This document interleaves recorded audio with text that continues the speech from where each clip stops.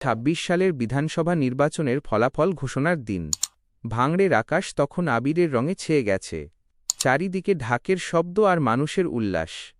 নওশাদ সিদ্দিকী যখন মঞ্চে এসে দাঁড়ালেন, তার চোখে মুখে ক্লান্তি থাকলেও ঠোঁটে ছিল এক চিলতে জয়ের হাসি।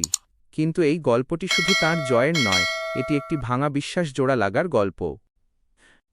এক নতুন ভোরের সূচনা। নির্বাচনের কয়েক মাস আগের কথা। ভাঙড়ের এক প্রত্যন্ত গ্রাম জীবনতলা। সেখানে এক বৃদ্ধ কৃষক রহমত চাচা নিজের ভাঙা দাওয়ায় বসে দীর্ঘশ্বাস ফেলছিলেন।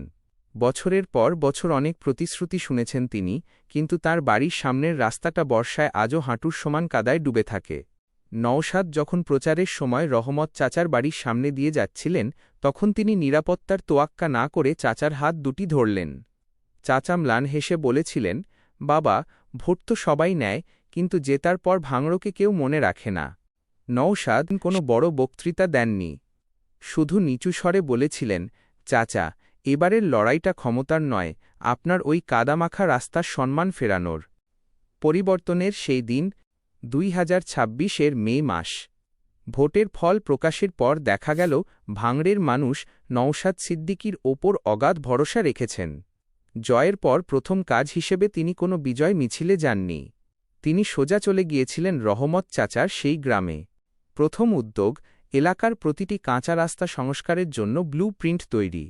শিক্ষায় জোর, ভাঙড়ে একটি কারিগরি শিক্ষা কেন্দ্র, পলিটেকনিক কলেজ তৈরির শিলান্যাস। শান্তি রক্ষা, রাজনৈতিক ভেদাভেদ ভুলে শান্তি কমিটি গঠন করা, যাতে আর কোনো মায়ের কোল খালি না হয়। গল্পের আসল জয়। জয়ের ১ মাস পর। রাত তখন গভীর। নওশাদ সাহেব একাই গাড়ি চালিয়ে ফিরছিলেন। হঠাৎ দেখলেন রাস্তার ধারে একটি ল্যাম্পপোস্টের নিচে বসে এক যুবক পড়াশোনা করছে। তিনি গাড়ি থামিয়ে নিচে নামলেন। ছেলেটি অবাক হয়ে তাকিয়ে রইল, তার বিধায়ক তার সামনে দাঁড়িয়ে।